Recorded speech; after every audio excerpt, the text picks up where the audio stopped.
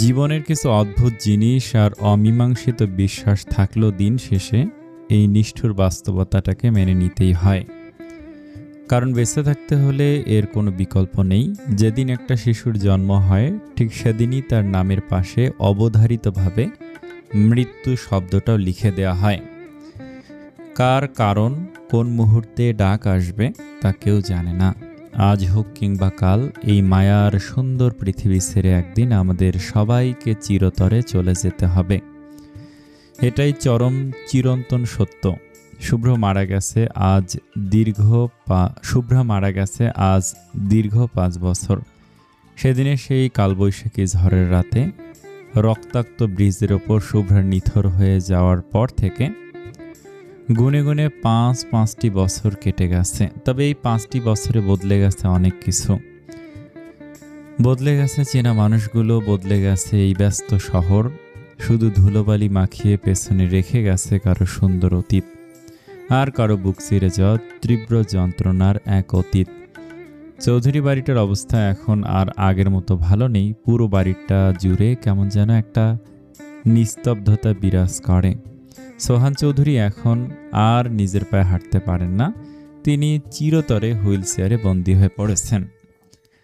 আজ থেকে 5 বছর আগে সেই কালরাত্রিতে শুভ্রার মৃত্যুর খবরটা শোনার পর থেকে তিনি তীব্র হার্ট অ্যাটাক করেছিলেন। আর সেই থেকে আজ অবধি তিনি ওই হুইল চেয়ারেই দিন কাটাচ্ছেন। ওদিকে সাহেরা চৌধুরী নিজের একমাত্র আদরের মেয়েকে হারিয়ে শোকে পুরো পাগল হয়ে গেছেন।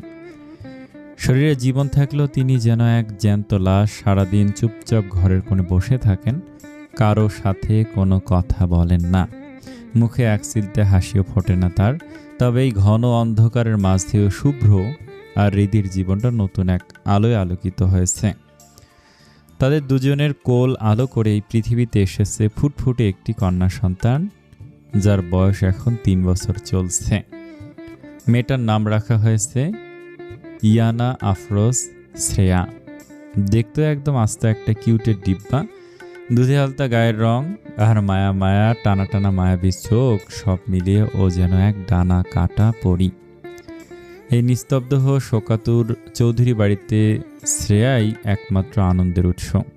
সবথেকে বড় কথা হলো ঈশানের কোনো খবর নেই। সে আজ কোথায় আছে, কেমন আছে তা এই পৃথিবীর কেউ জানে না। শুভ্রাকে যখন কবর দেয়া হয়েছিল তখন সে যে কী পরিমাণ পাগলামি করেছিল তা দেখে উপস্থিত সবার কলিজা কেঁপে উঠেছিল। এক রাতে সে শুভ্রার কবর পর্যন্ত খুঁড়ে লাশ তুলে ফেলেছিল। সে এতটাই মানসিক ভারসাম্য হারিয়ে পাগল হয়ে গিয়েছিল যে একটা রাতও সে ঘরের ভেতর থাকেনি। সারাটা রাত শুভ্রার ওই ভেজা মাটির কবরের পাশে শুয়ে বসে ঘুমিয়েছে। কেউ কোনোভাবেই তাকে বুঝিয়ে শুনিয়ে ঘরে ফিরিয়ে নিতে পারেনি। ঠিক এভাবেই দীর্ঘ 3টে বছর কাটানোর পর আজ থেকে 2 বছর আগে হুট করে ঈশানকে আর শুভ্রার কবরের পাশে দেখা যায়নি। শুভ্র নিজের সর্বশক্তি দিয়ে তাকে অনেক খুঁজেছে, পুরো শহর ওলটপালট করেছে, কিন্তু ঈশানের কোনো হদিশ মেলেনি। সে যেন কর্পূরের মতো বাতাসে মিলিয়ে গেছে। তবে অপরাধীদের শেষ রক্ষা হয়নি। শুভ্রার খুনি নির্বাণের আদালতের রায়ে ফাঁসি হয়েছে, তাকে মৃত্যুদণ্ড দেয়া হয়েছে। আর তার বাবা পৈশাচিক নাহিদ খানকে দেয়া হয়েছে যাবজ্জীবন কারাদণ্ড। এক কথায় 5টা বছরের ব্যবধানে পুরো দুনিয়াটাই বদলে গেছে। সকালটা আজ অন্যরকম। রোজকার সেই গুমট ভাবটা কাটিয়ে আজকের আলোটায় কেমন যেন একটা স্নিগ্ধতা আছে। শুভ্র আর হৃদি তাদের কলিজার টুকরো আদরের মেয়ে শ্রেয়াকে নিয়ে আজ সকালে ঘুরতে বের হয়েছে। আসলে শ্রেয়াই সকাল থেকে প্রচণ্ড জেদ ধরেছে যে সে আজ বাইরে ঘুরতে যাবে। আর শুভ্র তো তার মেয়ের নামে এক পায়ে খাড়া। শ্রেয়া বলতে সে পুরো পাগল। মেয়ের কোনো আবদার সে জীবনেও ফেলতে পারে না। 3 জনে মিলে বেশ কিছুক্ষণ শহরের এদিক ওদিক ঘুরে বেড়ালো। শ্রেয়ার খিলখিল হাসিতে শুভ্র আর হৃদির বিষণ্ণ মনেও আজ এক আনন্দের ছোঁয়া লাগলো। ঘোরাঘুরি শেষে তারা দুপুরের দিকে একটা সুন্দর রেস্টুরেন্টে ঢুকলো। 3 জনে একটা টেবিল ঘিরে একসাথে বসে খাওয়া দাওয়া শুরু করলো। শ্রেয়া নিজ হাতে চামচ দিয়ে পোলাও মুখে তুলছে আর সারা মুখে মাখছে। তাই দেখে শুভ্র পরম মায়ায় হেসে উঠল। হুট করেই খাওয়ার মাঝে রেস্টুরেন্টের বাইরের রাস্তা থেকে প্রচণ্ড চিৎকার, চেঁচামেচি আর হট্টগোলের শব্দ শোনা গেল। মানুষের চিৎকার আর গালিগালাজের সেই তীব্র গণ্ডগোল শোনা মাত্রই শুভ্র খাওয়া ছেড়ে এক ঝটকা টেবিল থেকে উঠে দাঁড়ালো। শ্রেয়া তার বাবাকে ওভাবে হুট করে উঠে দাঁড়াতে দেখে নিজের ছোট ছোট চোখ দুটো বড় বড় করে আর আধো আধো মিষ্টি মুখে বলে উঠল, কি হতে পাপ্পা, ওতে দালালে কেন? শুভ্র পরম যত্নে শ্রেয়ার মাথায় হাত বুলিয়ে আলতো হেসে বলল, তুমি একটু থাকো মামনি, পাপ্পা জাস্ট একটু বাইরে থেকে আসছে। কেমন? রিদি বেশ চিন্তিত মুখে শুভ্রের দিকে তাকিয়ে বলল, বাইরে তো বড্ড ঝামেলা হচ্ছে মনে হচ্ছে। কোথায় যাবেন আপনি? শুভ্র সংক্ষেপে বলল, আসছি। এই বলেই শুভ্র রেস্টুরেন্ট থেকে দ্রুত পায়ে বাইরে চলে আসলো। বাইরে পা রাখতেই শুভ্রের চোখের সামনে ভেসে উঠল এক অত্যন্ত নির্মম আর অমানবিক দৃশ্য। রেস্টুরেন্টের ঠিক সামনের রাস্তাটায় 20-25 জন মানুষ গোল হয়ে দাঁড়িয়ে আছে, আর তাদের মাঝখানে মাটিতে পড়ে থাকা এক জরাজীর্ণ নোংরা পাগলকে কিছু মানুষ একদম জানোয়ারের মতো লাথি, কিল ঘষিয়া লাঠি পেটা দিয়ে পিটিয়ে যাচ্ছে। একদল মানুষ যেন সমস্ত বিবেক বিসর্জন দিয়ে ওই অসহায় পাগলটার ওপর নিজেদের গায়ের জোর দেখাচ্ছে। মাটিতে পড়ে থাকা পাগলটা তীব্র যন্ত্রণায় কুঁকড়ে যাচ্ছে, ধুলোবালির মধ্যে গড়াগড়ি খেয়ে ছটফট করছে আর বাঁচানোর জন্য আকুতি করছে। কিন্তু ওই হিংস্র মানুষগুলোর মনে বিন্দু মাত্র দয়া হচ্ছে না। এই অন্যায় দেখে শুভ্রের মাথা গরম হয়ে গেল। সে নিজের গায়ের সমস্ত শক্তি এক করে সিংহের মতো গর্জন করে এক প্রচণ্ড ধমক দিয়ে চিৎকার করে উঠল, এই কি হচ্ছে? এটা কি? এখানে থামুন বলছি, একটা মানুষকে এভাবে মারছেন কেন? শুভ্রের সেই বজ্র কণ্ঠের ধমক আর বলিষ্ঠ উপস্থিতি দেখে লাঠি হাতে থাকা মানুষগুলো মুহূর্তের মধ্যে দমে গেল। শুভ্রের চোখ মুখের রাগ দেখে তারা ভয়ে এক এক করে পিছাতে শুরু করলো এবং পাগলটাকে মারা ছেড়ে দিল।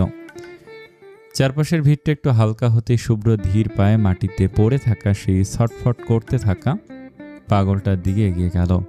পাগলটা তখন মাটিতে শুয়ে ব্যথায় গঙ্গাচ্ছে, তার সারা শরীরে কালসে ধুলোবালি আর কাদা মাখা। পরনে একটা অত্যন্ত ময়লা দুর্গন্ধযুক্ত শার্ট, যা টেনে হিঁচড়ে জায়গায় জায়গায় ছিঁড়ে ছিন্ন ভিন্ন হয়ে গেছে। মাথার চুলগুলো জট পেকে জঙ্গল হয়ে আছে, মুখে এক বড় বড় উস্কো খুস্কো দাড়ি। লোকটা নিজের হাত দুটো দিয়ে মুখটা ঢেকে এক কোণে গুটিসুটি মেরে পড়ে কাঁপছে। শুভ্রতার ঠিক সামনে এসে হাঁটু গেড়ে বসল। লোকটা ছেঁড়া শার্ট আর তার হাতের অবয়ব দেখে শুভ্রের বুকের ভেতর কেমন যেন চেনা এক অস্বস্তি মোচড় দিয়ে উঠল। সে অত্যন্ত সাবধানে নিজের হাত বাড়িয়ে পাগলটার মুখের ওপর থেকে তার নোংরা জট পাকানো চুলগুলো সরিয়ে দিল। আর চুলগুলো সরানো মাত্রই যেন এক তীব্র ধাক্কা লাগলো শুভ্রের বুকে। তার পায়ের নিচের মাটি যেন এক নিমিষে সরে গেল। ভালো করে লক্ষ্য করতেই শুভ্র দেখল এই উস্কো খুস্কো দাড়িওয়ালা নোংরা আর জরাজীর্ণ পাগলটার কেউ নয়, এ যে তাদের হারিয়ে যাওয়া সেই ঈশান। 5 বছর আগের সেই সুদর্শন চওড়া বুকের ধবধবে সাদা ঈশান আর চরম নিষ্ঠুর বাস্তবতার আঘাতে ভালোবাসার মানুষ হারানোর তীব্র যন্ত্রণায় পুরোপুরি এক আস্ত পাগল হয়ে এই মাঝ রাস্তায় ধুলোবালু মেখে পড়ে আছে। ঈশানের এই মর্মান্তিক দশা দেখে শুভ্রের চোখ দুটো মুহূর্তে জলে ভিজে উঠল। তার মুখ দিয়ে কোনো কথা সরল না। চোখ থেকে টপটপ করে নোনা জল গড়িয়ে ঈশানের সেই ধুলো মাখা নোংরা গায়ের ওপর পড়তে লাগলো। তার বুক চিরে এক দীর্ঘশ্বাস বেরিয়ে আসলো। সে ঝাপসা চোখে ঈশানের দিকে তাকে অত্যন্ত করুণ গলায় ডেকে উঠল, ঈশান। শুভ্রের গলার আওয়াজ পেয়ে ঈশান হঠাৎ চমকে উঠে আরো দূরে সরে গেল। সে ভয়ে কাঁপতে কাঁপতে নিজের ছেঁড়া শার্টের হাতাটা আঁকড়ে ধরে অবুঝের মতো বলল, মারবি না আমাকে যদি মারিস তাহলে শুভ্রার ভূত দিয়ে তোকে একেবারে মেরে দেব। তুই জানিস প্রতি রাতে আমার শুভ্রা আমার সাথে দেখা করতে আসে। ধবধবে একটা সাদা শাড়ি পরে আসে আর ওর সারা শরীর থেকে একদম আলো বের হয়, কি যে সুন্দর লাগে দেখতে। ঈশানের মুখ থেকে এমন অসংলগ্ন কথা শুনে শুভ্রের আর বুঝতে বাকি রইল না যে ভালোবাসার তীব্র আঘাতে ঈশান আক্ষরিক অর্থেই তার মানসিক ভারসাম্য হারিয়ে পুরোপুরি পাগল হয়ে গেছে। শুভ্র নিজের চোখের জল ধরে রাখতে পারল না। সে মুহূর্তের মধ্যে এগিয়ে গিয়ে ঈশানের সেই ধুলোবালি মাখা নোংরা শরীরটাকে নিজের শক্ত বুকের মাঝে জড়িয়ে ধরল। কিন্তু ঈশান এক ঝটকায় শুভ্রকে নিজের গা থেকে সরিয়ে দিয়ে নাক কুঁচকে বলল, ছি, কি ময়লা তো শরীরে, যা এখান থেকে দূরে যা। বলে ঈশান আবার নিজেই পাগলের মতো খিলখিল করে হাসতে হাসতে পেটে হাত দিয়ে বলল, আমার বড্ড খিদে পেয়েছে রে, আজ অনেক দিন হলো আমি ভাত খাই না, আমাকে একটু খেতে দে না, দিবি খেতে। কথাটা বলি ঈশান চোখের পলক ফেলে শুভ্রের মুখের দিকে খুব খুঁটিয়ে খুঁটিয়ে ভালো করে তাকালো। তার ধোয়াটে স্মৃতির পাতা থেকে যেন একটা চেনা অবয়ব ভেসে উঠল। সে হঠাৎ শুভ্রের হাতটা চেপে ধরে আহ্লাদিত গলায় বলল, এই তুই শুভ্র না? হ্যাঁ হ্যাঁ, আমার মনে পড়েছে, তোর বাড়িতেই তো আমার শুভ্রা থাকতো জানিস শুভ্র। শুভ্রা না মরেনি, আমার শুভ্রা এখনো বেঁচে আছে। ও প্রতি রাতে আমার কাছে আসে, আমাকে ওর কোলে মাথা রেখে ঘুম পাড়িয়ে দেয়, পরম আদরে আমার মাথায় হাত বুলিয়ে দেয়। কিন্তু এই দুনিয়ার পচা মানুষগুলো কেউ আমার কথা বিশ্বাস করে না রে, সবাই বলে আমি নাকি পাগল হয়ে গেছি, হি হি হি হি। কিন্তু আমি তো জানি আমি একটু মিথ্যা বলছি না। বলে ঈশান তার অবশ হয়ে আসা দুর্বল শরীরটা নিয়ে কোনো রকমে টেনে টুনে উঠে দাঁড়ালো। নিজের মাথার জট পাকানো নোংরা চুলগুলো দুই হাতে পাগলের মতো টানতে টানতে সে সামনের দিকে হাঁটতে লাগলো আর বিড়বিড় করে বলতে লাগলো, কিন্তু শুভ্রার সাথে আমি আর কথা বলি না, ও একটা বেঈমান, আমাকে বলেছিল কোনোদিন ছেড়ে যাবে না, অথচ মাঝ রাস্তায় আমাকে ফাঁকি দিয়ে নিজে একা একা চলে গেল। নিজে মরে গিয়ে দিব্যি শান্তিতে আছে, আর আমাকে দিয়ে গেছে এক বুক নরক যন্ত্রণা। বড্ড খারাপ মেয়ে একটা। পেছন থেকে শুভ্র একছুটে এসে ঈশানের নোংরা হাতটা শক্ত করে ধরে বেকুল হয়ে বলল, ঈশান কোথায় যাচ্ছ তুমি? চলো আমাদের সাথে বাড়ি চলো। ঈশান খিলখিল করে হাসতে হাসতে মাথা নেড়ে বলে, বাড়ি যাব না, আমার শুভ্রা তো বাড়ি যায় না। আমি রাতের বেলা মস্ত বড় গাছতলায় ঘুমাই, আর ওখানে আকাশ থেকে আমার শুভ্রা নেমে আসে। আমি যদি সেই সময় গাছতলায় না থাকি তবে ও বড্ড রাগ করে, অনেক অভিমান করে, আমার সাথে কথাই বলতে চায় না।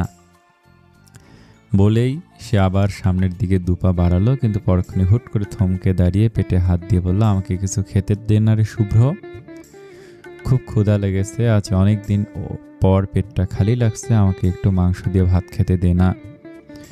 শুভ্র নিজের চোখের জল হাত দিয়ে মুছে কাঁপা গলায় বলল, হ্যাঁ হ্যাঁ চলো আমার সাথে, তোমাকে পেট ভরে ভাত মাংস যা খেতে চাও সব কিছু দেব। ঈশান বাচ্চার মতো চোখ বড় বড় করে বিশ্বাস না করার মতো তারপর গলায় বলল, সত্যি বলছিস, ফাঁকি দিবি না তো? শুভ্র হ্যাঁ সূচক মাথা নাড়ল।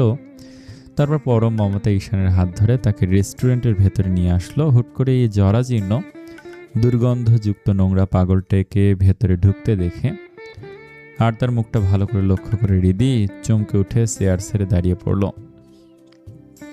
ঈশানের শরীরের এই বিভৎস ও করুণ অবস্থা দেখে হৃদির মুখ থেকে কথা বলার মতো সব ভাষা যেন এক মুহূর্তে হারিয়ে গেল। একসময়ের এত পরিপাটি চওড়া বুকের স্মার্ট সেই ছেলেটার আজ একই দশা। হৃদি যেন নিজের চোখ দুটোকে বিশ্বাস করতে পারছে না। সে বুকে হাত দিয়ে কাঁপা কাঁপা গলায় শুধু উচ্চারণ করতে পারল, এই ঈশান। ঈশান তখন হৃদির কথার দিকে বিন্দুমাত্র কান না দিয়ে ড্যাব ড্যাব করে ছোট শ্রেয়ার প্লেটের দিকে তাকালো। প্লেটে থাকা লালচে মাংসের টুকরোটা দেখে ক্ষুধার্ত ঈশানের চোখ জোড়া এক অদ্ভুত তৃষ্ণায় ছলছল করে উঠল। সে আর এক সেকেন্ডও তর সইল না, এক টানে ছো মেরে 3 বছরের বাচ্চাটার প্লেট থেকে মাংসের টুকরোটা কেড়ে নিয়ে মুখে পুরে দিল। সে গোগ্রাসে সারা মুখে ঝোল আর মশলা মাখিয়ে এমন বন্যভাবে খেতে লাগলো যেন কত শত দিন ধরে সে মুখে এক দানা অন্ন তোলেনি। 3 বছরের ছোট্ট শ্রেয়া তার প্লেট থেকে খাবার কেড়ে নেয়া এই অদ্ভুত দাড়িওয়ালা মানুষটার দিকে অবুঝ আর অবাক চোখে তাকিয়ে ঈশান হঠাৎ তার খাওয়া থামিয়ে মুখে ঝোল মেখে অবুজের মতো গোল গোল চোখে ছোট্ট শ্রেয়ার দিকে তাকালো। তারপর শুভ্রের দিকে আঙুল তুলে বলল, এই ছোট্ট মেয়েটা কে রে? শুভ্র তার নিজের চোখের কোণের জলটা লুকিয়ে আলতো হেসে বলল, ও আমার মেয়ে শ্রেয়া। ঈশান সাথে সাথে চোখ কপালে তুলে হাত নিয়ে বলল, দূর, কিসের মেয়ে তোর? তুই তো পুরুষ মানুষ, তোর মেয়ে কেমনে হয়? পুরুষ মানুষ কখনো সন্তান জন্ম দিতে পারে না। হি হি হি, তুই আমাকে বোকা বানাচ্ছিস। শুভ্র ঈশানের ওই বাচ্চার মতো কথায় কষ্ট পেয়েও নিজেকে সামলে নিয়ে নরম গলা বলল, আমি জন্ম দেইনি, রিদি দিয়েছে। ঈশান ভুরু কুঁচকে চারপাশে তাকে বলে, রিদিকে? শুভ্র চোখের ইশারায় পাশে দাঁড়িয়ে থাকা রিদিকে দেখিয়ে দিল। ঈশান সাথে সাথে ঘাড় ঘুরিয়ে রিদির দিকে তাকালো। রিদি তখনও নিজের আঁচল মুখে চেপে ফুপিয়ে কাঁদছে। ঈশান রিদির মুখের দিকে বেশ কিছুক্ষণ তীক্ষ্ণ চোখে ভালো করে তাকিয়ে রইল। তার ঝাপসা স্মৃতির পাতা থেকে যেন পুরনো কিছু চেনা দৃশ্য ভেসে উঠল। সে হঠাৎ একগাল হেসে হাততালি দিয়ে বলল, আরে মনে পড়েছে, ওকে তো আমার শুভ্রার সাথে কত দেখেছি, দুজনে আগে কত খেলতো। ছোটবেলা থেকে ওকে আর শুভ্রাকে একসাথে পুতুল খেলতে দেখেছি আমি। বলে ঈশান আর এক মুহূর্ত দাঁড়ালো না। সে ধপ করে একটা খালি চেয়ারে বসে পড়ে এবার শুভ্রের প্লেটের দিকে হাত বাড়ালো। শুভ্রের প্লেট থেকে পোলাও নিয়ে সে গোগ্রাসে মুখ ভর্তি করে খাওয়া শুরু করলো। তার খাওয়ার ধরন দেখে মনে হচ্ছে সে কত যুগের এক অনাহারী মানুষ। পেটে যেন দিনের পর দিন কোনো দানা পানি পড়েনি। দেখতে দেখতে পুরো প্লেটের খাবার সাবার করে দিয়ে ঈশান একটা তৃপ্তির দীর্ঘ ঢেকুর তুলল। তারপর শুভ্রের দিকে তাকিয়ে চোখ বড় বড় করে বলল, আমি না এখান থেকে কিছু খাবার সাথে করে নিয়ে যাই। আমার শুভ্রা রাতে আসলে ওকে এই পোলাও খেতে দেব, বড্ড ভালোবাসে। আমি তো আর ওকে ছাড়া একা একা সব খেতে পারি না। শুভ্র নিজের ঠোঁট দুটো শক্ত করে কামড়ে ধরে ভেতরের বুক ফাটা কান্নাটা কোনো রকমে আটকে রেখে ভাঙা গলায় বলল, হ্যাঁ ঈশান, সব সব নিয়ে যাও তুমি। কথাটা শুনে ঈশান একগাল হাসলো। তারপর টেবিল থেকে অল্প কিছু পোলাও আর মাংস তুলে নিয়ে নিজের সেই ময়লা শার্টের ছেঁড়া কোনাটা মেলে ধরে তার মধ্যে পোটলা করে বেঁধে নিল। খাবারটা সযত্নে পেটের সাথে চেপে ধরে সে চেয়ার থেকে উঠে তারপর দাঁড়িয়ে বলল, আমি যাই রে শুভ্র। আমার শুভ্র মনে হয় এতক্ষণে আমার জন্য একা একা বসে আছে। শুভ্র আর পারল না। সে চট করে এগিয়ে গিয়ে ঈশানের দুটো কাঁধ শক্ত করে আকুল হয়ে বলল, কোথায় যাবে তুমি এই অবস্থায়? চলো আমাদের সাথে বাড়ি চলো ঈশান। শুভ্রর ছোঁয়া পেয়ে ঈশান আবার ছিটকে দূরে সরে গেল। সে ভয় পেয়ে মাথা দুলাতে দুলাতে বলল, না, ওই বাড়িতে তো শুভ্রা নেই। শুভ্রা যেখানে নেই আমিও নেই। যেদিন শুভ্রা আবার ওই বাড়িতে ফিরে আসবে, আমার সাথে আগের মতো দুষ্টুমি করবে, ঠিক সেদিন আমি তোর বাড়িতে যাব। তুই যদি আমাকে সত্যি বাড়ি নিয়ে যেতে চাস শুভ্র, তাহলে আমার শুভ্রাকে ওই অন্ধকার কবরটা থেকে তুলে এনেতে দিবি না? ঈশানের এই বুক চিরে যাওয়া আকুতি শুনে রিদি আর নিজের আবেগকে ধরে রাখতে পারল না। সে শব্দ করে ডুকরে কেঁদে উঠে ধপ করে পাশের চেয়ারটায় বসে পড়ল। মায়ের এই কান্না দেখে 3 বছরের ছোট্ট শ্রেয়া খাওয়া ছেড়ে ছুটে আসলো। সে রিদির পাশে দাঁড়িয়ে তার ছোট্ট দুটি হাত মায়ের কাঁধে রেখে অবুঝের মতো বলল, মাম্মা তুমি কাঁদছো কেন? এই ময়লা লোকটা কে মাম্মা? ও কেন ওভাবে কথা বলছে? রিদি নিজের চোখের জল মুছে শ্রেয়াকে কাছে টেনে নিল। তারপর তার তুলতুলে দুধে আলতা গালে নিজের দুহাত রেখে কেঁদে কেঁদে বলল, ও কোনো ময়লা লোক না সোনা, ও হচ্ছে তোমার মামু। ওনাকে তুমি মামু বলে ডাকবে, মনে থাকবে? শ্রেয়া তার টানা টানা চোখ দুটো গোল করে বলল, ও আচ্ছা মামু। কিন্তু মামু এমন নোংরা কেন মাম্মা? মামু কি গোসল করে না? আর মামুর মুখে বাবার মতো বারবার আমি ফুপির নাম শুনছি কেন? ও কেন বলছে আমার ফুপির নাম? রিদি শ্রেয়াকে নিজের বুকের সাথে জড়িয়ে ধরে ঈশানের চলে যাওয়া পথের দিকে তাকে অশ্রু ভেজা কণ্ঠে বলল, কারণ তোমার ফুপি তোমার এই মামুকে বড্ড বেশি ভালোবাসতে শোনা। আর তোমার এই মামু এখনো তোমার ফুপিকে নিজের জীবনের চেয়েও বেশি ভালোবাসে।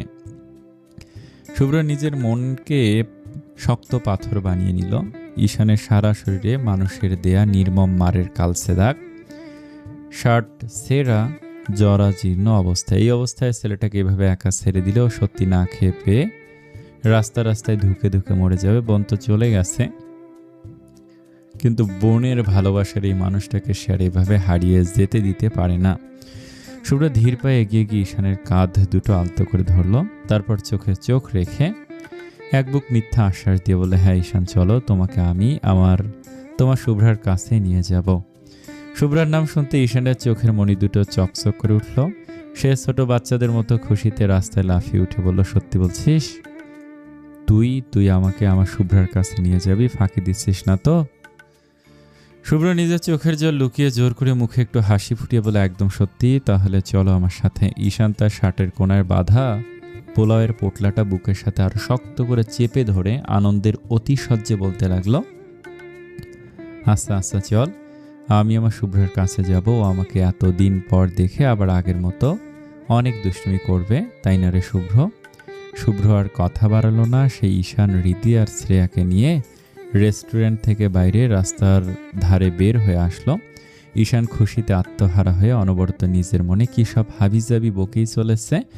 ঠিক তখনই রাস্তার ওপাশে একটা রঙিন আইসক্রিমের ভ্যান দাঁড়িয়ে থাকতে দেখলো ছোট্ট শ্রেয়া। আইসক্রিম দেখে তার চোখ দুটো চকচক করে উঠল। সে শুভ্রের শার্ট টেনে ধরে আধো আধো গলায় বায়না ধরল, পাপ্পা আমি আইসক্রিম খাবো। হৃদি চারপাশের পরিস্থিতি আর ঈশানের অবস্থা দেখে শ্রেয়াকে শান্ত করার জন্য বলল, না শোনা এখন না, আরে পাপ্পা তোমাকে অনেক আইসক্রিম এনে দেবে পরে, এখন চলো বাড়ি যাই। কিন্তু 3 বছরের অবুঝ শ্রেয়া মায়ের কোলেই 2 হাত দিয়ে চোখ ঢেকে কাঁদতে কাঁদতে চিৎকার করে উঠল, না না না, আমি এখনই খাবো, আমি কিচ্ছু জানি না, আমাকে এখনই আইসক্রিম এনে দাও।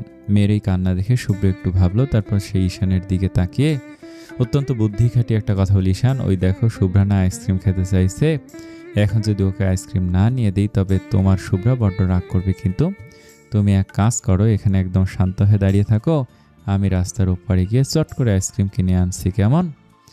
শুভ্রার রাগ করার কথা শুনতেই ঈশান একদম সোজা হয়ে দাঁড়িয়ে গেল। সে বাধ্য ছেলের মতো মাথা নাড়াতে নাড়াতে বলল, আচ্ছা আচ্ছা তুই যা, জলদি গিয়ে নিয়ে আয়, বেশি করে নিয়ে আসবি কিন্তু, যাতে আমার শুভ্রা খেয়ে অনেক খুশি হয়। আমি এখানে একদম চুপচাপ দাঁড়িয়ে থাকবো, একটু নড়বো না এখান থেকে।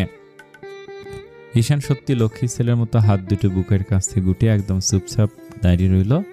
শুভ্র আর এক মুহূর্ত নষ্ট না করে তাড়াতাড়ি বড় রাস্তাটা পার হয়ে আইসক্রিমের ভ্যানের কাছে গেল। দোকানদারকে আইসক্রিমের কথা বলতে হুট করে শুভ্রের পকেটে থাকা ফোনটা তীব্র শব্দে বেজে উঠল। পকেট থেকে ফোনটা বের করে স্ক্রিনে তাকাতে শুভ্র দেখলো বিদেশ থেকে একটা অত্যন্ত জরুরি অফিসিয়াল কল এসেছে। সে আর দেরি না করে কলটা রিসিভ করে কথা বলতে শুরু করলো। ওপাশের কথাগুলো এতটাই জটিল আর গুরুত্বপূর্ণ ছিল যে শুভ্র পুরো দুনিয়া ভুলে ফোনের ভিতরে মগ্ন হয়ে গেল। দোকানদার তার হাতের আইসক্রিমটা তুলে দিতেই শুভ্র নিজের মানিব্যাগ থেকে টাকা বের করলো, কিন্তু ফোনের দিকে মনোযোগ থাকায় সে 100 টাকার জায়গায় একটা 1000 টাকার নোট দোকানদারের হাতে গুঁজে দিল। তারপর ফোনে অনবরত কথা বলতে বলতেই সে অবচেতন মনে রাস্তার দিকে পা বাড়ালো। পেছন থেকে আইসক্রিমওয়ালা চেঁচিয়ে বলতে লাগলো, আর স্যার ভাঙতি টাকাটা নিয়ে যান স্যার, শুনুন। কিন্তু শুভ্র তখন ফোনের ওপাশের কথায় এতটাই ডুবে আছে যে তার কানে সেই ডাক পৌঁছালোই না। ওদিকে রাস্তার ওপারে দাঁড়িয়ে থাকা হৃদি হুট করে সামনের দিকে তাকিয়ে তীব্র আতঙ্কে জমে গেল। সে খেয়াল করলো শুভ্র ফোনের ওপাশে পুরোপুরি মগ্ন হয়ে কথা বলতে বলতে অন্যমনস্ক রাস্তার দিকে এগিয়ে আসছে। আর ঠিক সেইভাবেই ওই পাশেই মোড় ঘুরে একটা মস্ত প্রাইভেট কার প্রচণ্ড তীব্র গতিতে সেই রাস্তা দিয়ে ধেয়ে আসছে। হৃদি নিজের চোখকে বিশ্বাস করতে পারছে না। শুভ্র কি অন্ধ হয়ে গেছে? ওকে দেখতে পাচ্ছে না যে সামনে থেকে একটা জমদূত গাড়ি ধেয়ে আসছে? তাহলে ও ওভাবে অবহেলার সাথে কেন এগোচ্ছে? হৃদির এই ভাবনার মাঝেই শুভ্র ফোনের ওপাশের মানুষের সাথে তর্ক করতে করতে মেন রাস্তার নিজের পা দিয়ে দিল। ওদিকে গাড়িটার স্পিড এতটাই বেশি ছিল যে চালক ব্রেক কষারও সুযোগ পায়নি। সেটা শুভ্রের একদম কাছাকাছি চলে এসেছে। রাস্তার পাশে দাঁড়িয়ে থাকা পাগল ঈশান হুট করে এই দৃশ্যটা দেখল, আর দেখা মাত্র এক অদ্ভুত অলৌকিক উপায়ে তার বুকের ভেতরটা এক তীব্র যন্ত্রণায় ধক করে উঠল। তার ঘোলাটে মস্তিষ্কে যেন এক পলকে বিদ্যুতের মতো খেলে গেল। এই লোকটা শুভ্র ছোট থেকে যে তাকে আশ্রয় দিয়েছে, বিপদের মতো মানুষ করেছে, ভাইয়ের মতো মানুষ করেছে, বিপদে পাশে থেকেছে, সে চিনে ফেলল পুরোপুরিভাবে শুভ্রকে। শুভ্র যখন রাস্তার ঠিক মাঝখানে, গাড়িটা তখন তার শরীর থেকে কয়েক ইঞ্চি দূরে দাঁড়িয়ে, আর 1 সেকেন্ডের ভগ্নাংশ। তারপরে গাড়িটা শুভ্রকে চাকার নিচে পিষে ছিন্ন ভিন্ন করে চলে যাবে। এই ভয়ঙ্কর দৃশ্য দেখে হৃদি নিজের সমস্ত শক্তি দিয়ে চিৎকার করতে যাবে, কিন্তু তার গলা দিয়ে কোনো আওয়াজ বের হওয়ার আগেই এক অবিশ্বাস্য কাণ্ড ঘটে গেল। সেই জরাজীর্ণ অবশ হয়ে থাকা পাগল ঈশান এক মুহূর্তের জন্য যেন ঝড়ের গতি পেয়ে গেল। সে এক মরণ কামড় দিয়ে প্রচণ্ড গতিতে দৌড়ে গিয়ে নিজের পুরো শরীরের শক্তি দিয়ে জোরে একটা ধাক্কা মারল শুভ্রকে। সেই তীব্র ধাক্কায় শুভ্র ছিটকে গিয়ে রাস্তার ওপাশের কিনারে আছাড় খেয়ে পড়ল। কিন্তু শুভ্র বেঁচে গেলেও ঈশান নিজেকে আর বাঁচাতে পারল না। শুভ্রকে ধাক্কা দিয়ে সরিয়ে দেওয়ার ঠিক সেই মুহূর্তেই এক ঝটকায় সেই কালসে প্রাইভেট কারের সামনের অংশটা এসে সজোরে আঘাত করল ঈশানের পেটে আর বুকে। ধরাস এক বিকট হাড়গোড় ভাঙার শব্দ হলো চারিদিকে। গাড়ির সেই তীব্র ধাক্কায় ঈশানের জরাজীর্ণ নোংরা শরীরটা শূন্যে কয়েক ফুট উপরে উঠে গেল। তারপর চট করে বেশ খানিকটা দূরে পিচ ঢালা শক্ত রাস্তার ওপর আছাড় খেয়ে পড়ল। মাটিতে পড়ার সাথে সাথেই তার মুখ আর নাক দিয়ে গল গল করে তাজা রক্ত ছিটকে বের হতে লাগলো। শক্ত রাস্তায় মাথাটা সজোরে লাগার কারণে এক নিমিষে তার মস্তিষ্ক ফেটে গেল। আর দেখতে দেখতে সেই কালচে পিচ রাস্তার ওপর লাল রক্তের একটা ছোটোখাটো বন্যা বয়ে গেল। তার শার্টের কোনায় এত যত্ন করে বেঁধে রাখা পোলাওয়ের পোটলাটা ছিঁড়ে গিয়ে চারপাশে রক্তের ওপর ছড়িয়ে ছিটিয়ে পড়ল। শুভ্র রাস্তার ওপাশে মাটিতে শুয়ে থাকা অবস্থাতেই নিজের চোখের সামনে ঘটে যাওয়া ওই নির্মম বীভৎস দৃশ্যটা দেখল। তার হাতের আইসক্রিম আর ফোন কখন মাটি ছুঁয়েছে সে নিজেও জানে না। তার কলিজা কাঁপানো এক চিল চিৎকারে পুরো পুরান ঢাকার আকাশ বাতাস কাঁপিয়ে প্রতিধ্বনিত হয়ে উঠল, ঈশান! এক মুহূর্তে চারপাশে সমস্ত মানুষ এক জায়গায় জড়ো হয়ে মস্ত বড় ভিড় জমিয়ে ফেলল। গাড়িটা ততক্ষণে ব্রেক করে দাঁড়িয়ে পড়েছে, কিন্তু শুভ্রের সেদিকে কোনো খেয়াল নেই। সে পাগলের মতো ছুটে এসে ঈশানের পাশে হাঁটু করে বসল। পিচ ঢালা রাস্তা থেকে ঈশানের রক্তাক্ত মাথাটা পরম মমতায় তুলে নিজের কোলের উপর নিয়ে ভাঙা গলায় চিৎকার করে বলে, ঈশান, এটা তুমি কি করলে ঈশান? কেন বাঁচাতে গেলে আমাকে, মরতে দিতে আমাকে কেন এমন করলে? মস্তিষ্কে প্রচণ্ড আঘাত লাগার কারণেই হোক কিংবা মৃত্যুর মুখোমুখি দাঁড়িয়ে ঈশানের ভেতরে সে হারিয়ে যাওয়া স্মৃতিটা হয়তো পুরোপুরিভাবে ফিরে এসেছে। তার চোখের সেই ধোঁয়াটে পাগল ভাবটা এক নিমিষে উধাও হয়ে গেছে। সে নিজের শেষ নিঃশ্বাসটুকু নেওয়ার জন্য ছটফট করতে করতে হাঁপাতে হাঁপাতে অতি কষ্টে একটু হাসার চেষ্টা করে বলল, যার আশ্রয়ে আমি এত বড় হয়েছি বস, যার আশ্রয়ে শুভ্রা নামক একটা পবিত্র মেয়েকে আমি নিজের জীবনে পেয়েছি, সেই মানুষটাকে আমি চোখের সামনে এভাবে মরতে দেই কি করে বলুন তো বস? ঈশানের মুখ থেকে এমন কথা শুনে শুভ্র আর নিজেকে ধরে রাখতে পারল না। সে অঝরে কাঁদতে কাঁদতে চারপাশের গোল হয়ে দাঁড়িয়ে থাকা উৎসুক মানুষের দিকে ক্ষিপ্ত চেয়ে চেঁচিয়ে বলল, কি তামাশা দেখছেন আপনারা? জলদি একটা অ্যাম্বুলেন্স ডাকুন প্লিজ, কেউ একটা গাড়ি ডাকুন। ঈশান শুভ্রের শার্টের হাতাটা তার রক্তমাখা হাত দিয়ে আলতো করে চেপে ধরে বলল, না বস, আমি আর বাঁচতে চাই না। আমি আমার শুভ্রার কাছে যেতে চাই, যেতে দিন আমাকে আমার শুভ্রার কাছে। ও ওপারে হয়তো বড্ড অভিমান করে এতগুলো বছর ধরে শুধু আমার জন্য অপেক্ষা করে বসে আছে। আমি ওর কাছে চলে যাব বস। এই নিষ্ঠুরতম মায়ার পৃথিবীতে আমি আর একটা মুহূর্ত থাকতে চাই না। জানেন বস, আমি চাইলে অনেক আগেই নিজের হাত কেটে বা বিষকে আত্মহত্যা করতে পারতাম, কিন্তু আমি করিনি, কারণ আমি আমার শুভ্রাকে কথা দিয়েছিলাম যে আমি নিজের কোনো ক্ষতি করব না। মনে মনে ভাবতাম যদি নিজের ক্ষতি করি তবে ও পড়ে গিয়ে শুভ্রা আমার উপর বড্ড রাগ করবে, আর রাগ করে যদি ও আমার সাথে আর কোনোদিন কথাই না বলে, তাই আমি এই ভয়ে আত্মহত্যা করিনি, শুধু ছটফট করে অপেক্ষা করেছিলাম কখন আমার স্বাভাবিক মৃত্যু হবে আর আমি আমার শুভ্রার কাছে চলে যাব। আজ যে সেই মাহেন্দ্রক্ষণ এসেছে বস, এই সুযোগ আমি কোনোভাবেই হারাতে চাই না বস। আমি শুভ্রার কাছে যেতে চাই, আমাকে যেতে দিন। শুভ্রা একদম ছোট বাচ্চাদের মতো ডুকরে কেঁদে উঠল। ওদিকে হৃদয় শ্রেয়াকে কোলে নিয়ে এক ছুটে এসে ঈশানের পাশে হাঁটু করে বসল। ঈশানের মাথা থেকে গল গল করে রক্ত বের হতে দেখে সে আতঙ্কে কাঁদতে কাঁদতে লাগলো এবং শুভ্রাকে বলল, তাড়াতাড়ি হসপিটালে নিয়ে চলুন ওনাকে, এভাবে ফেলে রাখলে হবে না, এখন নিয়ে যেতে হবে। শুভ্রা এক অদ্ভুত শান্ত কিন্তু কান্নায় ভেঙে পড়া গলায় বলল, না হৃদি চরম অবাক হয়ে ক্ষুব্ধ হয়ে বলল, মানে আপনি কি পাগল হয়ে গেছেন? এভাবে রাস্তায় ফেলে রাখলে ও এখনই মরে যাবে। শুভ্রা আকাশ পানে তাকিয়ে এক দীর্ঘশ্বাস ফেলে বলল, মরতে দে ওকে, চলে যাক ওর শুভ্রার কাছে। এই স্বার্থপর পৃথিবীতে এভাবে প্রতিদিন তিলে তিলে নরক যন্ত্রণা ভোগাচ্ছে, ওর মরে যাওয়াটাই অনেক ভালো, মরতে দে ওকে। বলেই শুভ্র ঈশানের রক্তাক্ত দেহটাকে নিজের বুকের সাথে জড়িয়ে ধরে রাস্তার মাঝখানে চিৎকার করে কাঁদতে থাকলো। ঈশান তখন নিজের শরীরের শেষ অবশিষ্ট শক্তিটুকু এক জায়গায় জড়ো করে শুভ্রের দিকে তাকিয়ে খুব ধীর লয়ে বলল, বস, একটা সত্যি কথা বলি, আমি না মন থেকে মুসলমান ধর্ম গ্রহণ করেছি অনেক আগে। শুধু তাই না, এই জরাজীর্ণ পোশাকে আমি মসজিদের বাইরে বারান্দায় দাঁড়িয়ে একা একা নামাজও পড়েছি। আমার শরীরটা নোংরা ছিল বলে মসজিদের ভেতরের মানুষগুলো আমাকে ঢুকতে দেয়নি, তাই আমি ওই ধুলোবালির ওপর বাহিরেই সেজদা দিয়েছি। আমি প্রাণ ভরে আল্লাহকে ডেকেছি, ওনাকে বলেছি উনি যেন পরপারে আমার শুভ্রার সাথে আমাকে দেখা করিয়ে দেন। আমি শুনেছি ইসলামে বলা আছে, যে ব্যক্তি মন থেকে খাঁটিভাবে ইসলাম ধর্ম গ্রহণ করে, আল্লাহ তাআলা তার জীবনের আগের সব গুনাহ মাফ করে দেন। তাহলে আল্লাহ তো আমার সব পাপও মাফ করে দিয়েছেন, তাই না বস? তাই এখন আমি মন থেকে দোয়া করি আল্লাহ যেন আপনাকে অনেক ভালো রাখে।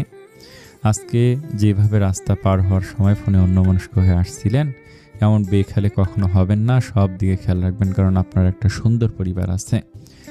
প্রত্যেকটা পরিবারের মাথার উপর একটা ছায়ার মতো মস্ত বড় গাছ থাকে, আর সেই গাছের ছায়া দিয়েই পুরো পরিবারটা বেঁচে থাকে। আর আপনার এই ছোট্ট পরিবারের সেই গাছটাই হচ্ছেন আপনি। আপনার কিছু হয়ে গেলে ওই রিদি নামের মেয়েটাও আমার মতো পাগল হয়ে যাবে। ভালোবাসার মানুষকে হারানোর তীব্র যন্ত্রণাও সইতে পারবে না, একদম পারবে না। তাই নিজের খেয়াল রাখবেন, আর রিদিকেও অনেক ভালো রাখবেন। বলেই ঈশান এক গভীর নিঃশ্বাস নিল। তার চোখের কোণ দিয়ে 2 ফোঁটা নোনা জল গড়িয়ে পড়ল। সে শুভ্রের দিকে তাকিয়ে আবার বলল, আবার আমার একটা শেষ ইচ্ছে রাখবেন ভাই। ঈশানের মুখ থেকে জীবনের প্রথমবার এই ভাই ডাকটা শুনে শুভ্রের চারপাশের পুরো পৃথিবীটা যেন এক মুহূর্তের জন্য স্তব্ধ হয়ে গেল। তার কান্না হুট করে থেমে গেল। সে স্তব্ধ হয়ে ঈশানের মুখের দিকে তাকে আকুল হয়ে বলল, কি বললে ঈশান? আবার বলো, আরেকটা বার বলো প্লিজ, কি বললে তুমি আমাকে? ঈশান চোখ দুটো বুজে আসার উপক্রম হতেই ঠোঁটটা একটু কাঁপিয়ে বলল, ভাইয়া আমার একটা ইচ্ছে রাখবেন। শুভ্র এবার আর দ্বিগুণ বেগে কেঁদে দিল। সারাটা জীবন সে ঈশানকে কতবার বলেছে তাকে একটাবার ভাই বলে ডাকতে, কিন্তু ঈশান কখনোই ডাকেনি। আর আজ সেই ছেলেটাই কিনা নিজের মৃত্যুর শেষ মুহূর্তে দাঁড়িয়ে তাকে পরম মমতায় ভাইয়া বলে ডাকছে। শুভ্র ঈশানের রক্তমাখা গালে নিজের হাতটা রেখে বলল, বলো বলো কি ইচ্ছে তোমার? আমি নিজের জীবন দিয়ে হলেও তোমার সেই ইচ্ছে পূরণ করব। ঈশান এক বুক তৃপ্তি নিয়ে বলল, আমাকে যেন মুসলমানদের মতো কবর দেওয়া হয়, আমার লাশটা যেন চিতায় পুড়িয়ে ফেলা না হয়, আর একটা আমার কবরটা যেন একদম শুভ্রার কবরের ঠিক পাশে হয়। এই মায়ার পৃথিবীতে আমরা একসাথে বাঁচতে পারলাম না তো কি হয়েছে, অন্তত ওপারে গিয়ে মাটির নিচে পাশাপাশি শান্তিতে ঘুমাতে তো পারবো। আমি সারা জীবনের জন্য ওর পাশে শুয়ে থাকতে চাই। আমার এই শেষ ইচ্ছেটা আপনি পূরণ করবেন তো ভাইয়া? শুভ্র এক নিমিষের নিচের মাথা নেড়ে চিৎকার করে বলল, হ্যাঁ করবে ঈশান, আমি কথা দিচ্ছি তোমার কবর শুভ্রের পাশেই হবে। ঈশান একগাল মায়াবী হাসি হেসে শুভ্রের দিকে তাকে তার জীবনের শেষ কথাটি উচ্চারণ করলো, আই লাভ ইউ ভাইয়া, I love you so much. বলে ঈশান নিজের শেষ শক্তিটুকু দিয়ে অত্যন্ত স্পষ্ট স্বরে কালেমা পড়ে ফেলল, লা ইলাহা ইল্লাল্লাহু মুহাম্মাদুর রাসূলুল্লাহ। কালেমা পড়া শেষ হওয়ার সাথে সাথে ঈশানের জলজলে চোখ দুটো চিরতরে বন্ধ হয়ে গেল। তার মাথাটা এক পাশে আলতো করে ঢলে পড়ল শুভ্রের কোলের উপর। বুকের ধকধকানিটা এক নিমিষে থেমে গেল, বন্ধ হয়ে গেল তার তীব্র নিঃশ্বাস। এক বুক তীব্র নরক যন্ত্রণা, আর পরপরে নিজের কলিজার টুকরো শুভ্রাকে ফিরে পাওয়ার এক আশা নিয়ে চিরতরে বিদায় নিল ঈশান নামক প্রেমিক পুরুষটা। অন্ধকার ব্রিজের সেই ট্র্যাজেডির 5 বছর পর অবশেষে আজ এই রক্তাক্ত পিচ রাস্তায় মিলন হলো এক অমর ও অসমাপ্ত ভালোবাসার মহাকাব্যের। মায়ার এই পৃথিবী থেকে চিরদিনের জন্য বিদায় নিল ঈশান।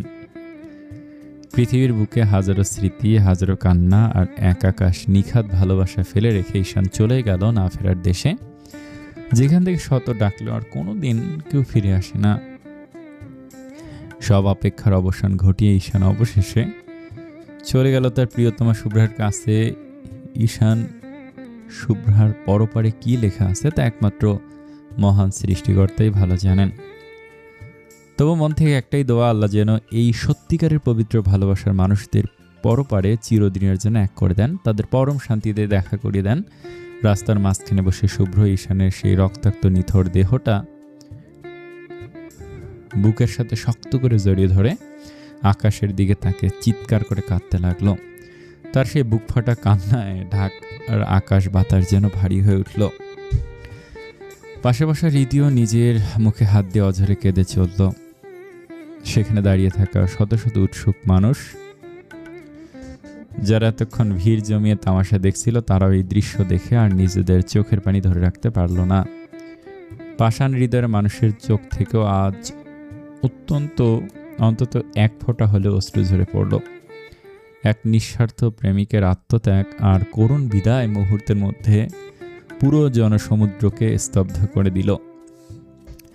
অবশেষে ঈশান শেষকৃত্য নিয়ে চারিদিকে নানা আলোচনার সমালোচনা শুরু হলো। তার ধর্মের পরিচয় নিয়ে যখন প্রশ্ন উঠল, তখন স্বয়ং সেই মসজিদের ইমাম সাহেব নিজে এসে সবার সামনে সাক্ষ্য দিলেন যে মসজিদের বাইরে বসে ঈশান ধুলোবালির মধ্যে সিজদা দিত। সেই ইমাম সাহেব অত্যন্ত আবেগঘন কণ্ঠে বললেন, আমি নিজে সাক্ষী, এই পাগলটাকে প্রতিদিন নামাজের সময় আমি মসজিদের বাইরে অত্যন্ত মনোযোগ দিয়ে নামাজ পড়তে দেখেছি। আমি নিজ চোখে দেখেছি সে সেজদায় গিয়ে আল্লাহর দরবারে কতটা বিকুল হয়ে কাঁদত। আর যাই হোক, আল্লাহর দরবারে ঝরে পড়া মানুষের চোখের পানি কখনো মিথ্যে হয় না। সে দুনিয়ার মানুষের চোখে পাগল হলেও সে মন থেকে পবিত্র ইসলাম ধর্ম গ্রহণ করেছিল, তাই তাকে ইসলামী শরিয়া মোতাবেক দাফন করতে কোনো বাধা নেই, এতে কোনো পাপ হবে না। ইমাম সাহেবের এই অকাঠ্য সাক্ষ্যের পর সব জল্পনা কল্পনার অবসান ঘটল। শুভ্র নিজের দেয়া কথা অক্ষরে অক্ষরে পালন করলো। সব নিয়ম মেনে ঈশানের জানাজা আর দাফন সম্পূর্ণ করা হলো। আর ঠিক শুভ্রা সেই চিরচেনা কবরের পাশেই খুঁড়ে দেওয়া হলো ঈশানের কবরটি। কবর দেওয়া শেষে উপস্থিত সবাই দুহাত তুলে অশ্রু সজল চোখে তাদের আত্মার মাগফিরাত কামনা করে মোনাজাত ধরল। তারপর একে একে সবাই যে যার মতো চলে গেল নিজেদের চেনা ব্যস্ত জীবনে। 5টা বছরের দীর্ঘ আর ক্লান্তিকর অপেক্ষা শেষে শুভ্রা রেখে যাওয়া সেই অবুঝ পাগলটা আজ চিরদিনের জন্য ঘুমিয়ে পড়ল তারই পাশে। এই নশ্বর পৃথিবীর সব গ্লানি, সব আঘাত আর সব একাকিত্ব ঝেড়ে ফেলে ঈশান এখন পরম শান্তিতে মগ্ন। মাটির নিচের সেই অন্ধকার নিস্তব্ধ ঘরে কে জানে, হয়তো ওপারে আজ সত্যি শুভ্রা মায়াবী এক চিলতে হাসছে। এতগুলো বছর পর নিজের সে হারিয়ে যাওয়া পাগলটাকে আবার নিজের বুকে ফিরে পেয়ে শুভ্রার আত্মাটা হয়তো আজ পরম তৃপ্তিতে শান্ত হয়েছে। নিয়মিত যাদের এই চেনা পৃথিবীতে এক হতে দেয়নি, নিয়তি যাদের এই চেনা পৃথিবীতে এক হতে দেয়নি, আজ মৃত্যুর ওপারে গিয়ে তারা ঠিকই খুঁজে নিল তাদের সেই চিরন্তন ভালোবাসার আশ্রয়। আবারও চিরচেনা নিয়মে ব্যস্ত হয়ে গেল এই যান্ত্রিক শহর। ট্রাফিকের শব্দ, মানুষের কোলাহল আর বদলে যাওয়া পরিবেশের ভিড়ে সবকিছু আগের মতোই চলতে থাকলো। শুধু এই পৃথিবীর বুক চিরে মুছে গেল শুভ্রা আর ঈশানের দুটি জীবন্ত প্রাণ। তবে এই শহরের কিছু মানুষ চিরদিনের জন্য সাক্ষী হয়ে রইল তাদের এই অমর নিঃস্বার্থ ভালোবাসার। আজ যদি কেউ সেই কবরস্থানের দিকে তাকায়, তবে দূর থেকে স্পষ্ট দেখা যায় ধুলোমাখা মাটির তৈরি সেই দুটো কবর পাশাপাশি পরম শান্তিতে মিশে আছে তারা। দেখে মনে হয় পৃথিবীর সমস্ত কোলাহল, সমস্ত বাধা আর সামাজিক দূরত্ব ঘুষিয়ে দিয়ে দুজন আজ পাশাপাশি পরম শান্তিতে ঘুমে মগ্ন হয়ে আছে। মৃত্যুর ওপারে গিয়ে যেন তারা তাদের নিজেদের এক স্বর্গরাজ্য গড়ে তুলেছে। হায় রে, কি অদ্ভুত আর ভয়ঙ্কর সুন্দর এই ভালোবাসা! শুভ্রা সেদিন চাইলে নির্বাণের হাত থেকে বাঁচতে পালিয়ে যেতে পারত, নিজের জীবনটা বাঁচাতে পারত, কিন্তু সে পালায়নি নিজের ভালোবাসার মর্যাদা রাখতে। ঈশানের প্রতি নিজের পবিত্র অনুভূতির সম্মান রক্ষা করতে সে নিজের তাজা প্রাণটা হাসি মুখে বিলিয়ে দিয়ে গেছে। ওদিকে ঈশানও তো চাইলেই পারত শুভ্রার মৃত্যুর পর সবকিছু ভুলে গিয়ে নতুন করে সংসার শুরু করতে, অন্য কোনো মেয়েকে নিয়ে নিজের জীবনসঙ্গী করে সুখে দিন কাটাতে, কিন্তু সে তো করেনি। সে রাজপ্রাসাদের মতো বাড়ি, কেরিয়ার, স্মার্টনেস সবকিছু এক নিমিষে পায়ে ঠেলে দিয়ে রাস্তায় ধুলোবালি মেখে পাগল হয়ে ঘুরে বেরিয়েছিল শুধু একটা চাতক পাখির মতো মৃত্যুর আশায়। কারণ শুভ্রাহীন এই পৃথিবীতে বেঁচে থাকার চেয়ে মৃত্যুটাই ছিল তার কাছে চরম শান্তি। আর সেই মৃত্যুর জন্য দীর্ঘ 5টি বছর বেকুল হয়ে অপেক্ষা করতে করতে আজ এক চরম আত্মত্যাগের মধ্য দিয়ে ঈশান এই নশ্বর পৃথিবী থেকে চিরদিনের জন্য বিদায় নিয়ে নিল। রেখে গেল শুধু এক বেদনা বিধুর রূপকথা, যা এই শহরের বুকে চিরকাল বেঁচে থাকবে এক অমর প্রেমের গল্প হয়ে। মৃত্যুর শেষ মুহূর্তে এসেও তারা দুজনেই নিষ্ঠুর পৃথিবীর বুকে এক অকাট্য প্রমাণ দিয়ে গেল, সত্যিকারের ভালোবাসা কখনো পরাজয় মানে না। ভালোবাসা ভাঙতে পারে, দুমড়ে মুচড়ে যেতে পারে, কিন্তু কোনো শক্তি তাকে চিরতরে হারিয়ে যেতে দিতে পারে না। সত্যিকারের ভালোবাসা তো আসলে এক অদ্ভুত শক্তি, যা আদিহীন আর অনন্ত। এ ভালোবাসা চরম ধৈর্য ধরতে জানে যুগের পর যুগ, একলা নীরবতায় অপেক্ষা করতে পারে। আজকের এই স্বার্থপর আর যান্ত্রিক দুনিয়ায় যখন ভালোবাসার সংজ্ঞাটা প্রতিনিয়ত বদলে যায়, মানুষ যখন খুব সহজেই এক হাত ছেড়ে অন্য হাত ধরে নেয়, ঠিক তখনই শুভ্রা আর ঈশানের এই গল্পটা আমাদের এক পাক্ষিক ও স্বার্থের ভালোবাসার ঊর্ধ্বে নিয়ে যায়। সত্যিকারের ভালোবাসা আসলে কোনো শরীরই চাওয়া পাওয়ার নাম নয়। এটা হলো দুটি আত্মার এমন এক অদৃশ্য বন্ধন যা পৃথিবীর কোনো দেয়াল, কোনো সামাজিক দূরত্ব, এমনকি মৃত্যু মতো অমোঘ সত্য আলাদা করতে পারে না। শুভ্রা নিজের জীবন দিয়ে প্রমাণ করেছে যে সত্যিকারের প্রেমিকারা কখনো বিশ্বাসঘাতকতা করতে পারে না। নিজের পবিত্রতাকে অক্ষুণ্ণ রাখতে সে মৃত্যুকে আলিঙ্গন করেছে, কিন্তু ভালোবাসার অমর্যাদা হতে দেয়নি। আর ঈশান তার রাজকীয় জীবনকে পায়ে ঠেলে রাস্তায় রাস্তায় ধুলোবালি মেখে পাগল বেশে দীর্ঘ 5টি বছর কাটিয়েছে, প্রমাণ করেছে যেখানে নিজের হৃদয়ের মানুষটাই নেই, সেখানেই পৃথিবীর সমস্ত জাঁকজমক আসলে অর্থহীন এক মস্ত বড় শূন্যতা। সত্যিকারের ভালোবাসা এমনই হয়, এটা মানুষকে যেমন তিলে তিলে পুড়িয়ে ছাই করে দিতে পারে, ঠিক তেমনই সেই ছাই থেকে জন্ম দেয় এক অমর রূপকথার। শুভ্রা আর ঈশান পরাজিত, তারা আজ বেঁচে নেই, কিন্তু ভালোবাসার নিয়ম অনুযায়ী তারা আজ এক পরম বিজয়ী জুটি। তারা আমাদের শিখিয়ে গেল ভালোবাসা যদি সত্যি খাঁটি হয়, তবে মাটির নিচে অন্ধকার কবরটাও শেষ পর্যন্ত এক পবিত্র বাসর ঘরে পরিণত হতে পারে। তারা প্রমাণ করে দিয়ে গেল পৃথিবীর বুকে দেহ দুটো আলাদা হয়ে মাটিতে মিশে গেল, আত্মার মিলন ঠিক ওপারে হয়। সত্যিকারের ভালোবাসা কখনো মরে না, তা বেঁচে থাকে মানুষের বিশ্বাসে, বাতাসে ভেসে বেড়ানোর দীর্ঘশ্বাসে, আর আকাশের ওই দূর সীমানার পাশাপাশি দুটো নক্ষত্রের আলোয়। সময় কখনো থেমে থাকে না, সে তার মতো আপন খেয়াল বয়ে চলে, কখনো কারো তীব্র বেকুলতা দেখে না, কারো বুক ছিঁড়ে যাওয়া কষ্ট কিংবা দুঃখের দিকে ফিরেও তাকায় না। তার অমোঘ নিজ গতিতে সে কেবলই ঈশানের দিকে এগিয়ে চলে, সামনের দিকে। তাই তো দেখতে দেখতে জীবনের ক্যানভাস থেকে কেটে গেল আরও 2টি বছর। এই দীর্ঘ 24টা মাস শুভ্র আর হৃদির জীবনটা সমস্ত ঝড়ঝাপটা কাটিয়ে এখন মোটামুটি বেশ ভালোই চলেছে। অতীতের সেই ঘন কালসে মেঘ কেটে গিয়ে তাদের সংসারে এমন এক স্নিগ্ধ শান্ত আলো বিরাজ করছে। আজ এক অলস বিকেলবেলা শুভ্র অফিস থেকে ক্লান্ত পায়ে ফিরে সোজা ওয়াশরুমের দিকে পা বাড়ালো। তবে ঢোকার ঠিক আগের মুহূর্তে হৃদির দিকে তাকিয়ে মৃদুস্বরে বলে গেল, রেডি হয়ে নে, একটা জায়গায় যাব। বলেই সে ওয়াশরুমে ঢুকে পড়ল। হৃদি কিছুক্ষণের জন্য থমকে দাঁড়িয়ে রইল। শুভ্রের চোখে আজ এক অন্যরকম চপলতা ছিল। সে আর দেরি না করে চটপট শ্রেয়াকে রেডি করে দিল। সময়ের নিয়মে কোলে পিঠে করে বড় হওয়া শ্রেয়ার বয়স এখন দেখতে দেখতে 5 বছর ছুঁয়েছে। তার চঞ্চলতা আর আধো আধো মিষ্টি বুলিতে এখন পুরো বাড়ি সারাদিন মুখরিত থাকে। শ্রেয়াকে সুন্দর করে সাজিয়ে দেওয়ার পর হৃদি নিজেও একটা চমৎকার হালকা গোলাপি রঙের 3 পিস পরে নিল, আর আয়নার সামনে দাঁড়িয়ে পরম পরিপাটি করে মাথায় একটা সুন্দর হিজাব বেঁধে নিল। তাকে যেন আজ এক টুকরো শরতের আকাশের মতো শান্ত আর সুন্দর দেখাচ্ছে। শুভ্র ওয়াশরুম থেকে বেরিয়ে সামনে এসে টেবিলের আয়নার সামনে দাঁড়ালো। চিরুনি দিয়ে নিজের চুলগুলো ঠিক করতে করতে হৃদির দিকে তাকে এক সিলতে হেসে বলল, রেডি? শুভ্রের কণ্ঠস্বর শোনা মাত্রই ড্রয়িং রুম থেকে ছোট্ট শ্রেয়া এক ছুটে এসে এক লাফে তার বাবার কোমর জড়িয়ে ধরল। শুভ্র পরম মায়ায় এক ঝটকায় মেয়েকে কোলে তুলে নিজের বুকের সাথে চেপে ধরল। শ্রেয়া তার বড় বড় মায়াবী চোখ দুটো গোল গোল করে বারবার পাপার গাল ছুঁয়ে বলল, পাপ্পা আমরা কি ঘুরতে যাচ্ছি? শুভ্র শ্রেয়ার নরম তুলতুলে গালে একটা গভীর চুমু খেয়ে আদুরে গলায় বলল, হ্যাঁ আমার সোনা পাখি।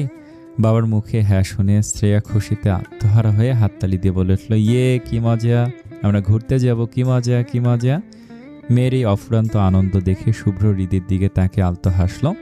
তারপর শ্রেয়াকে কোলে নিয়ে বাইরের দরজার দিকে এগোতে এগোতে বলল, আমি গাড়ির কাছে গিয়ে বাইরে অপেক্ষা করছি, তুই চট করে চলে আয়। হৃদিও নিজের পাঁচটা হাতে নিয়ে একগাল মিষ্টি হেসে ঠোঁটে মেখে তাদের ঘর থেকে পেছন থেকে বের হয়ে এলো। কিছুক্ষণ ড্রাইভ করার পর শুভ্র তাদের দুজনকে নিয়ে শহরের কোলাহল মুক্ত এক শান্ত নদীর পাশে এসে দাঁড়ালো। সেখানে তখন এক গ্রামীণ মেলার আয়োজন করা হয়েছে। মেলা প্রাঙ্গণে রঙিন আলো, বেলুন আর নাগরদোলার শব্দ দেখে শ্রেয়া তো রীতিমতো খুশিতে পাগল হয়ে গেল। তিনজনে মিলে সেই লোকজ মেলার এ মাথা ও মাথা ঘুরে বেড়ালো, মাটির খেলনা কিনলো আর অনেক রকমের গরম গরম মুখরোচক ভাজা পোড়াও খেলো। সবশেষে সন্ধ্যা যখন ঘনিয়ে আসছে, শুভ্র শ্রেয়াকে এক হাতে কোলে নিয়ে নদীর একদম কিনারে এসে দাঁড়ালো। গোধূলির আলো তখন শান্ত জলে প্রতিফলিত হয়ে এক মায়াবী আবহের সৃষ্টি করছে। চারপাশ থেকে একটা হিমেল মৃদু বাতাস এসে তাদের ছুঁয়ে যাচ্ছে, আর নদীর ছোট ছোট ঢেউগুলো এক অদ্ভুত ছন্দ তুলে পাড়ে এসে আছড়ে পড়ছে। ঠিক সেই নিস্তব্ধ মায়াবী মুহূর্তে হৃদি হঠাৎ পরম ভরসায় শুভ্রের চওড়া কাঁধের ওপর নিজের মাথাটা সঁপে দিল। নদীর দিগন্ত বিস্তৃত জলের দিকে তাকে এক দীর্ঘশ্বাস ফেলে অত্যন্ত আবেগঘন গলায় বলল, জীবনটা বড় অদ্ভুত, তাই না শুভ্র ভাই? কখন কি থেকে কি যে হয়ে যায় আমরা সাধারণ মানুষগুলো তার বিন্দু বিসর্গ টের পাই না। শুভ্র নদীর শান্ত স্রোতের দিকে তাকিয়ে শুধু সংক্ষেপে বলল, হৃদি শুভ্রের হাতটা নিজের আঙুলের ফাঁকে জড়িয়ে নিয়ে আরও একটু নিবিড় হয়ে ফিস ফিস করে বলল, বড্ড ভালোবাসি আপনাকে। সারা জীবনে এই অবুঝ হাতটা এভাবে শক্ত করে ধরে পাশে থাকেন, কখনো কোনো অভিমান আমায় ছেড়ে যেয়েন না। শুভ্র এবার নদীর দিকে চোখ ফিরিয়ে হৃদির মায়াবী চোখের দিকে তাকালো। তার চোখ জুড়ে তখন এক মহাসমুদ্রের মতো গভীরতা। সে অত্যন্ত গম্ভীর, কিন্তু এক বুক প্রেম উজাড় করে দিয়ে বলে উঠল, ছেড়ে যাওয়ার প্রবৃত্তি যদি আমার থাকতো হৃদি, তবে ঝড়ের সেই প্রথম আঘাতে আমি অনেক দূরে চলে যেতাম। আমি কোনো কাপুরুষ নই যে দুদিনের বসন্তের মায়া দেখিয়ে মাঝ রাস্তায় হাত ছেড়ে দেব।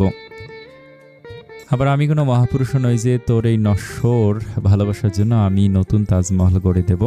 আমি তো নিতান্তই এক সাধারণ প্রেমিক পুরুষ, যে জীবনের এই শত ব্যস্ততা আর কঠোর নিয়মের মাঝেও তোকে এক নিস্তব্ধ শেষ বিকেলে তোকে নিয়ে এভাবে নদীর পাড়ে এসে দাঁড়াবে, তোর হাত ধরে পুরো চেনা শহরটা ঘুরে বেড়াবে, আর ভালোবাসার এই মৌন ভালোবাসার গল্প পৃথিবীর বুক নীরবে বিলিয়ে দেবে।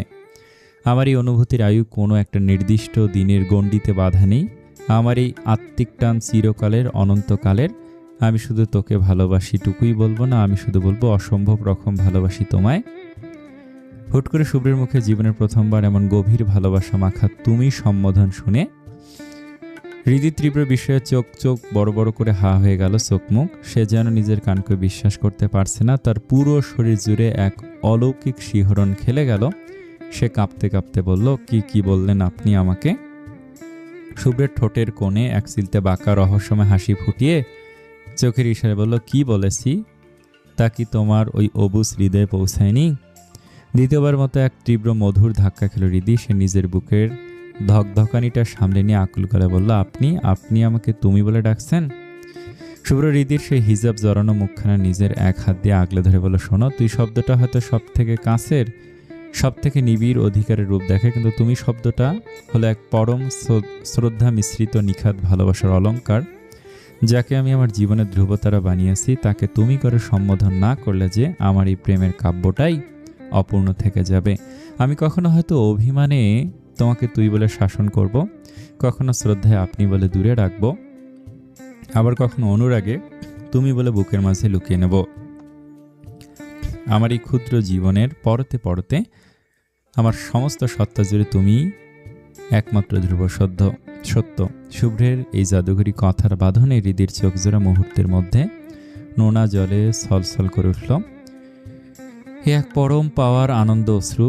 সে আর নিজের আবেগ ধরে রাখতে পারল না। শুভ্রের সেই চওড়া কাঁধে নিজের মুখটা আরো গভীরভাবে লুকিয়ে নিল। নদীর ওপারের দিগন্তের দিকে তাকিয়ে রুদ্ধশ্বাসে বলল, আমি যে আজ কতটা সুখী, কতটা তৃপ্ত, তা এই পৃথিবীর কোনো ভাষা দিয়ে আজ আপনাকে বোঝাতে পারবো না Shubhra. I love you so much. এভাবেই সারা জীবন আমার ছায়া হয়ে পাশে থাকেন। আমি কোনো শর্ত ছাড়া একদম নিঃস্বার্থে আমার এই পুরোটা জীবন আপনার সাথে কাটিয়ে দিতে পারবো। শুভ্র আর মুখে কিছু বলল না। সে নিজের শক্ত হাত দিয়ে হৃদির নরম হাতটা আরও একটু নিবিড় আর শক্ত করে চেপে ধরল। কোল থেকে ছোট্ট শ্রেয়া তখন কলকাকলি করে নদীর বুকে চড়ে বেড়ানো নৌকার আলো দেখাচ্ছে। ওদিকে নদীর শান্ত স্রোত আর বইতে থাকা হিমেল হাওয়া যেন নীরব সাক্ষী হয়ে রইল তাদের এই পবিত্র ভালোবাসার কথোপকথনের। নদীর জল যেমন কলকলো শব্দে সাগরের পানে ছুটে চলে যায়, তাদের জীবনটাও সমস্ত অতীত শোক আর যন্ত্রণার ইতিহাস পেছনে ফেলে এক নতুন আশার আলো বুকে নিয়ে সামনের দিকে বয়ে চলল। যে ভালোবাসার সূত্রপাত হয়েছিল একরাশ অন্ধকার আর ঝড়ের রাতে, আজ এক শান্ত নদীর মোহনায় এসে তা এক পূর্ণাঙ্গ রূপকথায় রূপ নিল। এভাবেই দুটি হৃদয়ের একাত্মতা আর এক বুক পরম শান্তির চাদরে জড়িয়ে শুভ্র আর হৃদির এক দীর্ঘ কাহিনীর ওপর এক চিরন্তন ও সুন্দর পরিসমাপ্তির পর্দা নেমে এলো। সমাপ্তি। আসসালামু আলাইকুম। আজকে সবথেকে বেশি কমেন্টসেই এই পর্বে আপনাদের কার কার চোখে পানি এসেছিল তাও লিখবেন। আরেকটা কথা, হয়তোবা এক সপ্তাহ অনিয়মিত ভিডিও নাও দিতে পারি, কারণ আমার মা অনেক অসুস্থ, প্লাস বাড়ির কাজ চলতেছে। আমাকে প্লিজ ভুল বুঝবেন না, একটা সপ্তাহ মাত্র 7 দিন আপনার প্লিজ একটু মানিয়ে নেবেন। ভিডিও আসবে, তবে শিডিউল মতো আসবে না, হয়তোবা একটু এলোমেলোভাবে আসবে। প্লিজ একটা সপ্তাহ সবাই একটু মানিয়ে নেওয়ার চেষ্টা করবেন। আসসালামু আলাইকুম। কেউ ভুলে যাবেন না। আসসালামু আলাইকুম।